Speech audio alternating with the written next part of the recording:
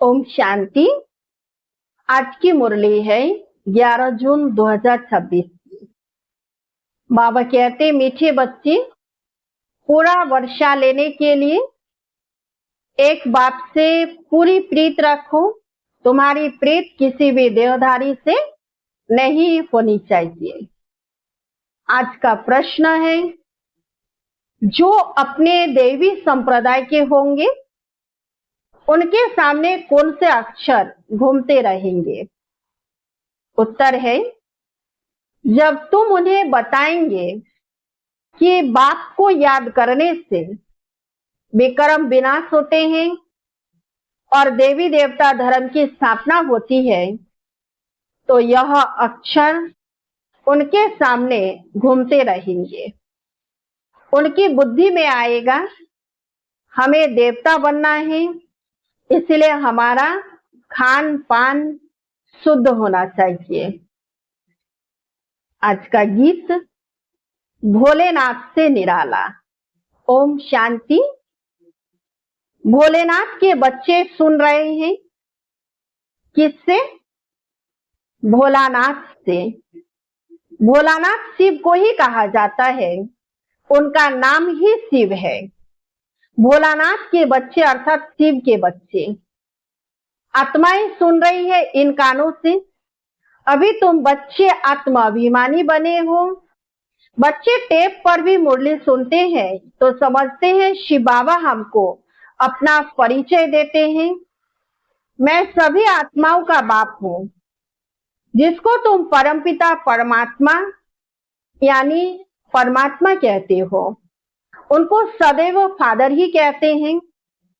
कौन कहते हैं कि वह फादर है? आत्मा। आत्मा को अज्ञान मिला है, यह समझाने और कोई दे न सके। बाप के सिवाय और कोई यह पूछ न सके, बाप ही पूछते हैं। तुम जो कहते हो परमपिता परमात्मा गॉड फादर, वह तुम किसके लिए कहते हो?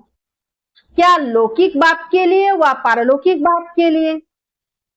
लौकिक फादर को गॉड फादर कहेंगे। हिंदी में अक्षर भी है परमपिता, वह तो एक ही निराकार है। ईश्वर, प्रभु व भगवान कहने से बाप सिद्ध नहीं होता। गॉड फादर अक्षर अच्छा है। आत्मा ने कहा वह हमारा गॉड फादर है। लौकिक फादर तो सिर्फ शरीर का बाप है। तुम सब पूछा जाता है, तुमको कितने फादर्स हैं? एक है लौकिक, दूसरा है पारलौकिक। दोनों में बड़ा कौन? जरूर कहेंगे पारलौकिक फादर। उनकी महिमा है सब पतितों को पावन बनाने वाला पारलौकिक बाप। यह भी अभी तुम समझते हो। दुनिया में यह कोई भी नहीं समझते, बाप ने समझाया है। तुमको पारलौकिक बाप से प्रीत है। औरों की है विनाशकाली विपरीत बुद्धि। विनाश का अभी समय है। वही महाभारत की लड़ाई अब लगनी है। एरोप्लेन, टैंक आदि एक दो को सप्लाई कर रहे हैं, सबको देते जाते हैं। पैसे से जिसको जो चाहे उनको देते जाते हैं। उधार पर भी लेते हैं। तो प्लेन, बारूद आदि सब खरीद करते हैं। यह सब चीजें बड़ी महंगी होती है। विलायत वाले बनाते हैं, वह फिर बेचते रहते हैं। भारतवासी थोड़े ही एरोप्लेन आदि बेचते हैं। यह सब चीजें बाहर से आई हुई है। अब जो चीज खरीद करेंगे सो जरूर काम में लाएंगे, फेंकने के लिए थोड़े ही लेंगे। वह है विनाशकाली विपरीत बुद्धि। यादव संप्रदाय जो यूरोप में रहते हैं उसमें सब आ गए। भारत तो अविनाशी खंड है, क्योंकि अविनाशी बाप का बर्थ प्लेस है।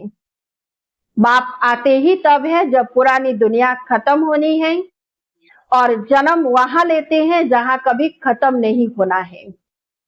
बाप आया था तब तो शिव जयंती मनाते हैं। परंतु उन्हों को यह पता नहीं है कि शिव बाबा कब आते हैं। आते भी उस समय है जबकि विनाश के लिए तैयारियां हो रही है। अब बाप कहते हैं वह है योरोबासी यादव संप्रदाय जो सतयुग में होते नहीं, न बौद्धी न क्रिश्चियन आदि होते हैं। अब बाप कहते हैं उन्हों की है विनाश काले विपरीत बुद्धि, क्योंकि परमात्मा बाप को सर्वव्यापी कह देते हैं। तुम हो विनाश काले प्रेत बुद्धि, तुम बाप को जानते हो, तुम समझते हो हमने 84 जन्म लिए हैं, 84 जन्मों में पाप आत्मा तमो प्रधान बन गए हैं। भारतवासियों ने ही 84 जन्म लिए हैं। अब नाटक पूरा होता है, सबको वापिस जाना है। तुमको बाप राजयोग सिखा रहे हैं। यह है सबकी कयामत का समय, अर्थात मौत का समय। तो उन यादवों की भी ईश्वर से प्रीत नहीं है, इसलिए विनाश काले विपरीत बुद्धि कहा जाता है। कोई भी देहधारी मनुष्य से प्रीत नहीं लगानी है, वह तो है रचना, उनसे वर्षा मिल न सके। भाई को भाई से वर्षा थोड़े ही मिलता है, यह तो अच्छी रीति समझाया है। तो बच्चे अभी समझते हो, उनकी है विनाश काले विपरीत बुद्धि और तुम्हारी है प्रीत बुद्धि। इसमें भी जो तीव्र प्रीत वाले हैं, बाप से पूरी प्रीत रखते हैं। हम बाबा से 21 जन्म स्वर्ग का वर्षा लेते हैं। वह बाबा ही सत्य बताते हैं और कोई से प्रीत नहीं रखनी है। जब नया मकान बनाते हैं तो फिर नए मकान से प्रीत लग जाती है। समझा जाता है पुराना मकान टूट जाना है, तो हम भी पुरानी दुनिया से दिल तोड़ते जाते हैं। बाप समझाते हैं दिन प्रतिदिन वायुमंडल खराब होता जाएगा। देखते हो कितने हंगामे होते हैं, तो समझेंगे कि बस अभी यह खलास होते हैं। हमको जाना है नई दुनिया में, तो नई दुनिया को याद करना पड़े। बेहद के बाप और वर्षे को याद करना है, और कोई को याद करने से कुछ मिलेगा नहीं। मनुष्य भक्ति मार्ग में तो कितना याद करते हैं, माँ बाप मित्र संबंधियों को याद करते हुए भी फिर देवी देवताओं को कितना याद करते हैं। पानी में स्नान करते हैं, उनको पतित पावनी कहते हैं। दिखाते हैं तीर मारा और गंगा निकल आई, गंगा जल मुख में देते हैं। समझते हैं थोड़ा भी गंगा जल मिलने से मुक्ति को पा लेंगे। बाप कहते हैं यहाँ है ज्ञान की बातें, तुम थोड़ा भी ज्ञान सुनते हो तो फल मिल जाता है। यह ज्ञान सुनने की बात है, अमृत पीने की चीज नहीं है, यह नॉलेज है। ऐसे नहीं समझो कि भोग के दिन अमृत पिलाते हैं, नहीं, वह तो मीठा पानी है। बाकी यह है ज्ञान की बात। ज्ञान अर्थात बाप और सृष्टि के आदि मध्य अंत को जानना। यह सृष्टि चक्र कैसे फिरता है, कौन 84 जन्म लेते हैं, सब तो ले न सके। पहले पहले भारतवासी ही आते हैं, वे ही पूरे 84 जन्म लेते हैं। जो देवता थे वे ही 84 जन्म भोग पतित बन जाते हैं। बाप आकर फिर कांटों से फूल बनाते हैं। मनुष्य देह अभिमान में आकर 5 विकारों में फंस पड़ते हैं। अब है रावण राज्य, सतयुग था देवी राज्य। शिव बाबा ही स्वर्ग की पूरी रचते हैं। सूर्यवंशी लक्ष्मी नारायण का राज्य था। अभी तुम जानते हो स्थापना हो रही है। तुम्हारी विनाश काले प्रीत बुद्धि है, इसलिए विजयी है। सारे विश्व पर तुम विजय पाते हो। यह अच्छी रीति याद रखना है। हम भारतवासी जो अभी कलयुग में है, सो फिर बदलकर स्वर्ग में जाएंगे। पुरानी दुनिया को छोड़ना है। यह विकारी संबंध, इसको बंधन कहा जाता है। तुम विकारी बंधन से निकल निर्विकारी संबंध में जाते हो, फिर दूसरे जन्म में तुम विकारी बंधन में नहीं आएंगे। वहां है ही निर्विकारी संबंध। इस समय आसुरी बंधन है। आत्मा कहती है हमारी शिव बाबा से प्रेत है। तुम ब्राह्मणों की प्रेत है क्योंकि यथार्थ रीति जानते हो। बाप को, सृष्टि चक्र को जान तुम फिर औरों को समझाते हो। जितना जो औरों को समझाएंगे तो बहुतों का कल्याण करेंगे। जो जास्ती समझते हैं वही होशियार हैं। उच्च पद भी वही पाते हैं। सर्विस कम करते हैं तो पद भी कम पाएंगे। पतित तो सारी दुनिया है। हर एक को पतित से पावन होने का रास्ता बताना है और कोई उपाय नहीं है। याद से ही विक्रम विनाश होंगे। जो देवी संप्रदाय के हैं उनके सामने यह अक्षर गूंजेंगे। समझेंगे यह तो ठीक बात है। बरोबर हम देवी देवता बनते हैं। हमारा भोजन भी शुद्ध चाहिए। देवी गुण भी यहाँ धारण करने हैं। सर्वगुण संपन्न बनना है। अभी तुम बन रहे हो। यह लक्ष्मी नारायण देवताएं हैं। इनको भोग लगाते हैं। तो क्या सिगरेट आदि का भोग लगाते हैं? सिगरेट पीने वाला उच्च पद पा नहीं सकता। यह कोई देवी चीज नहीं है। सिगरेट पिएंगे व लहसुन प्याज आदि खाएंगे तो और ही गिर जाएंगे। कहते हैं यह छोड़ने से तबीयत खराब हो जाती है। बाप कहते हैं शिव बाबा को याद करो। यह आदतें सब छोड़ दो तो तुम्हारी सदगति होगी। सिगरेट की आदत तो बहुतों में रहती है। समझानी दी जाती है। देवताओं को कभी भी यह भोग नहीं लगाया जाता है। तो तुमको इन जैसा यहाँ ही बनना है। तुम ची चीजें खाते रहेंगे तो वह बात आती रहेगी। सिगरेट व शराब पीने वालों से दूर से ही बात आती है। तो तुम बच्चों को दैवी गुण धारण करने हैं। वैष्णव बनना है। जैसे विष्णु की संतान है, तुम विष्णु अर्थात देवी संतान बनते हो। यहाँ हो तुम ईश्वरीय संतान। यह तुम्हारा सर्वोत्तम जन्म है। देवताओं से भी उत्तम तुम हो। तुम औरों को भी उत्तम बनाने वाले हो। यह है बेहद के बाप की मशीनरी। क्रिश्चियन लोगों की मशीनरी होती है ना, अपने क्रिश्चियन धर्म में बहुतों को कन्वर्ट करते हैं। यह है ईश्वरीय मशीनरी। तुम शूद्र से ब्राह्मण धर्म में कन्वर्ट हो, फिर देवता धर्म में कन्वर्ट हो जाते हो। तुम जानते हो हम शूद्र से ब्राह्मण बने हैं। तुम जीते जी मरे हो, फिर जाकर देवता बनेंगे। गर्भ से जन्म मिलेगा। यहाँ तुमको बाप ने धर्म का बच्चा बनाया है, धर्मात्मा बनाने। बाप ने तुमको अपना बनाया है। बच्चों को बाप सिखलाते हैं। ब्राह्मण से फिर देवता बनते हैं। यह मनुष्य कितने ऊंचे हैं।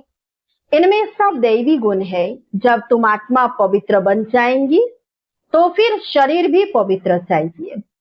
पुराने शरीर को खत्म होना है, फिर तुमको शरीर नया सतु प्रधान चाहिए। सतयुग में 5 तत्व भी सतु प्रधान बन जाएंगे। बाप कहते हैं तुम शूद्र वर्ण में थे, अब फिर ब्राह्मण वर्ण के बने हो, फिर दैवी वर्ण में आएंगे। 84 जन्म लेंगे ना। ब्राह्मण वर्ण को गुम कर दिया है। अब बाप शूद्र से ब्राह्मण बनाए, फिर देवता बनाते हैं। अब तुम ब्राह्मण हो चोटी, बाजोली होती है ना।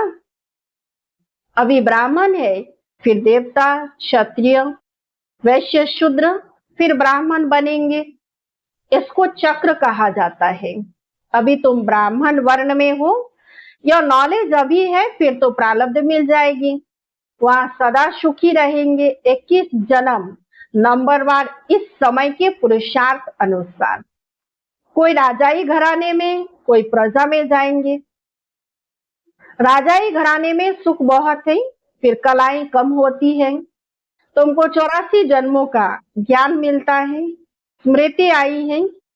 बाप आकर समझाते हैं मीठे मीठे बच्चों, तुम्हारे अब 84 जन्म पूरे हुए हैं। कोई ने 84 जन्म, 80, 50 या 60 जन्म भी लिए हैं। सबसे जास्ती तुम भारतवासी सुख देखते हो। इस ड्रामा में तुम्हारा नाम वाला है, देवताओं से भी तुम ऊंच हो। तुम जानते हो हम सो पूज्य बनते हैं, सतयुग में हम किसको भी पूजते नहीं, न हमको कोई पूजते हैं। वह हम है ही पूज्य, फिर कलाएं कम होती जाती हैं। हम पूज्य से फिर पुजारी बन माथा टेकते हैं। द्वापर में हम पुजारी बनना शुरू करते हैं। अंत में फिर सभी बेविचारी बन जाते हैं। यह शरीर 5 तत्वों का बना हुआ है। उनकी कोई बैठ पूजा करते हैं तो उसको कहा जाता है भूत पूजा। हर एक में 5 भूत है। देह अभिमान का भूत, फिर काम क्रोध का भूत, भूत संप्रदाय कहो अथवा आसुरी संप्रदाय कहो, बात एक ही है। बाप आकर फिर देवी संप्रदाय बनाते हैं। बाप आते हैं भूतों से छुड़ाने और अपने साथ योग लगाई देवता बनाते हैं। गुरु नानक ने भी महिमा गाई है कि परमपिता परमात्मा ने मनुष्य को देवता बनाया, वही पतितों को पावन बनाने वाला है। अच्छा, मीठे मीठे सिकिलधे बच्चों प्रति माता पिता बाप दादा का याद प्यार और गुड मॉर्निंग। रूहानी बाप की रूहानी बच्चों को नमस्ते। हम रूहानी बच्चों की रूहानी बाप दादा को याद प्यार और गुड मॉर्निंग, नमस्ते नमस्ते नमस्ते। धारणा के लिए मुख्य सार। 1 नंबर, ब्राह्मण से देवता बनने के लिए जो भी अच्छी आदतें हैं उन सबको छोड़ना है। शूद्रों को ब्राह्मण धर्म में कन्वर्ट कर देवता बनाने के लिए ईश्वरीय मिशन के कार्य में सहयोगी बनना है। शराब, सिगरेट या जो भी गंदी आदतें हैं वह निकाल देनी है। 2 नंबर, इस विनाश काल के समय में एक बात से सच्ची प्रीत रखनी है। पुराना मकान टूटने वाला है, इसलिए इससे दिल निकाल नए से लगानी है। आज का वरदान, श्रेष्ठ कर्म द्वारा सिमरन योग्य बनने वाले योग युक्त युक्ति युक्त भव। आपका एक एक कर्म जितना श्रेष्ठ होगा उतना ही श्रेष्ठ आत्माओं में सिमरन किए जाएंगे। भक्ति में नाम का सिमरन करते हैं, लेकिन यहाँ जो श्रेष्ठ आत्माएं हैं उनके गुणों और कर्मों को मिसाल बनाने के लिए सिमरन करते हैं। तो आप श्रेष्ठ कर्मों के आधार पर सिमरन योग्य बनते जाएंगे। इसके लिए योग युक्त बनो। योग युक्त बनने से हर संकल्प, शब्द व कर्म युक्ति युक्त अवश्य होगा। उनसे अयुक्त कर्म व संकल्प हो ही नहीं सकता। यह भी कनेक्शन है। आज का स्लोगन, निमित्त और निर्माणचित यही सच्चे सेवाधारी के लक्षण है। निमित्त और निर्माणचित यही सच्चे सेवाधारी के लक्षण है। अव्यक्त इशारे, सदा हर्षित रहने के लिए अपने नेचर को सरल बनाओ, सहनशील बनो। सरलचित नेचर होगी तो हर्षित रहने के साथ नयनों से, मुख से और चलन से मधुरता प्रत्यक्ष रूप में दिखाई देगी। कभी मुख से कटु वचन नहीं निकलेंगे। उनका दिल, दिमाग, बोल सब एक समान होगा। दिल में एक, बोल में दूसरा, यह सरलता की निशानी नहीं है। सरल स्वभाव वाले सदा निर्माणचित, निरहंकारी, निस्वार्थी होते हैं। अच्छा, ओम शांति।